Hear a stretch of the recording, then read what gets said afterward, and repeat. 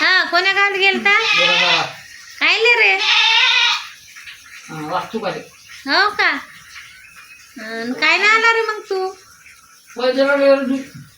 अरे अरे हा मी काय म्हणतो